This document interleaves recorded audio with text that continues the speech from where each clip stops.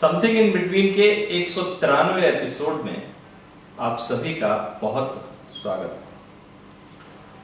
शुक्रवार को प्रधानमंत्री फिर भावुक हो गए। कोरोना से हुए जानमाल के नुकसान की चर्चा करते हुए उनकी आवाज रुंध गई। उन्होंने कहा कि इस महामारी ने उनसे कई अपनों को छीन लिया। ये सच है कि कोरोना ने अभूतपूर्व तबाही मचाई, ऐसी तबाही जिसमें किसी का भी भावुक हो जाना बड़ी बात नहीं। भावना होंगी तो भावुक होंगे ही।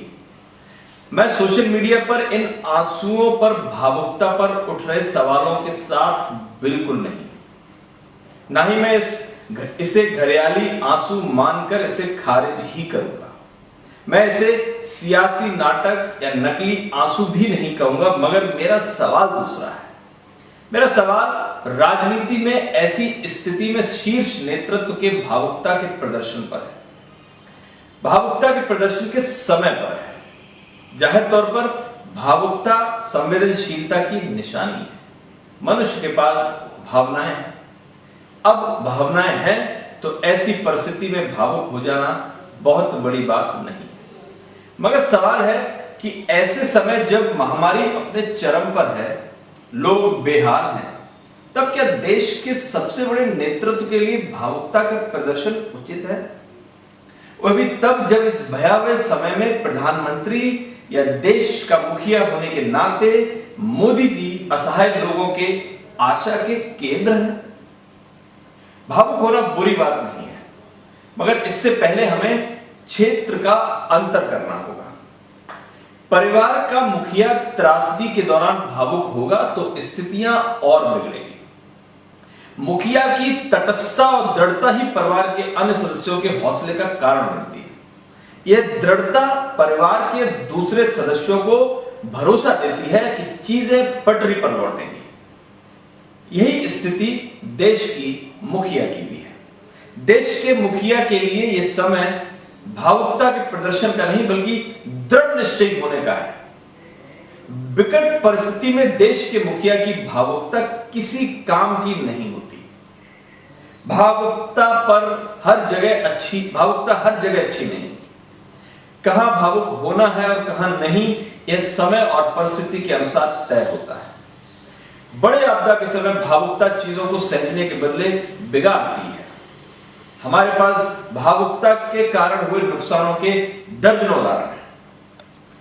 देश इंदिरा गांधी की हत्या के दौरान भी भावुक हुआ था। इसी भावुकता में बहे लोगों ने साल 1984 में कैसी बर्बरता मचाई थी, यह भूलने वाली बात नहीं।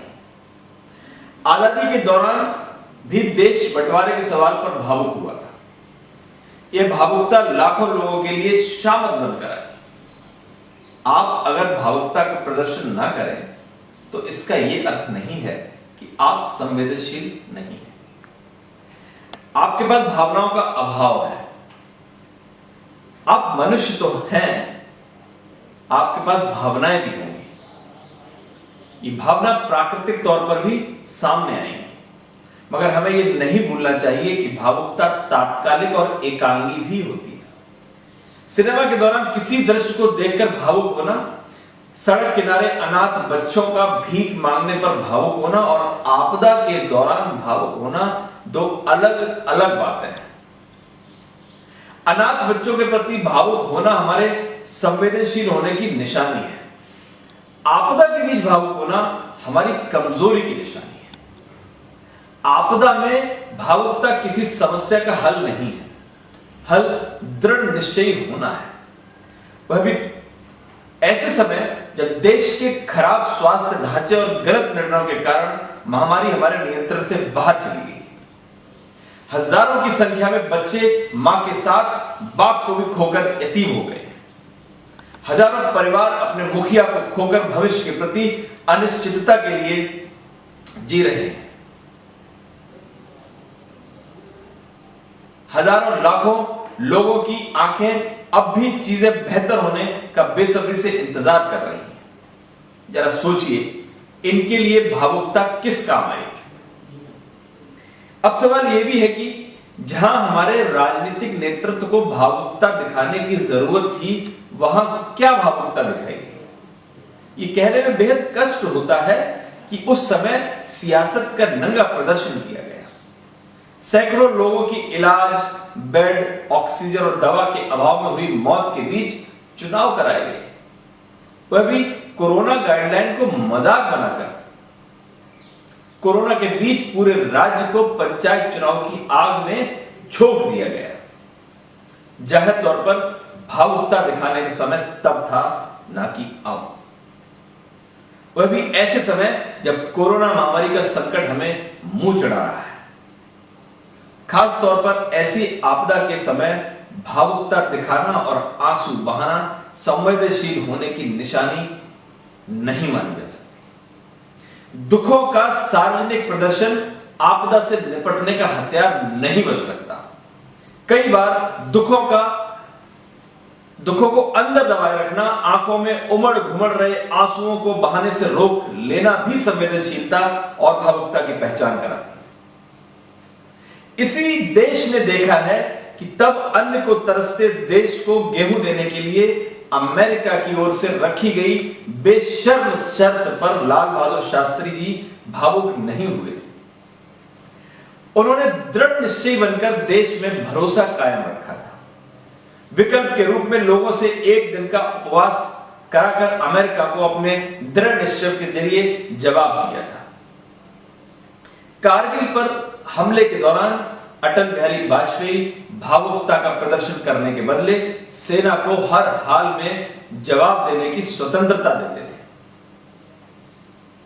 इसका मतलब यह नहीं था कि उस दौरान देश की बेबसी पर शास्त्री जी भावुक नहीं हुए होंगे।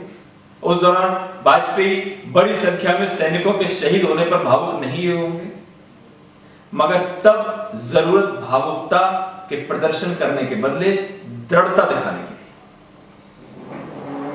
दोनों प्रधानमंत्रियों ने तब भावुकता की जगह दृढ़ता दिखाने का फैसला किया। आपदा में टूट जाने या बेबसी दिखाने की जरूरत नहीं समझी। उस दौरान इनकी लड़खड़ाती और भावुक आवाज देश ने नहीं सुनी। जाहिर तौर पर यह समय दृढ़ता दिखाने का है। दृढ़ता और ठोस योजना ही इस महामारी से पार पाने का पहला और अंतिम विकल्प है। हमारे नेतृत्व के पास त्रासदी से निपटने के बाद भावुकता के प्रदर्शन का पूरा समय होगा। इस समय तो उनके पास देश में विश्वास कायम रखने की चुनौती है। हजारों लाखों अनाथ बेसहारा बने बच्चों परिवारों को संभालने का समय है। सच में समय बेहद मुश्किल भरा है, मगर इस मुश्किल समय में रोने और भावुकता प्रदर्शित करने का काम लोगों पर छोड़ दीजिए। उन्हें अपनों की याद कर कर खुलकर रोने दीजिए। आप ये कोशिश कीजिए कि आपदा के बाद ऐसे परिवार के सामने फिर से रोने की नौबत नहीं आए। देश को मैं हूं ना का गंभीर एहसास कराइए। नमस्कार।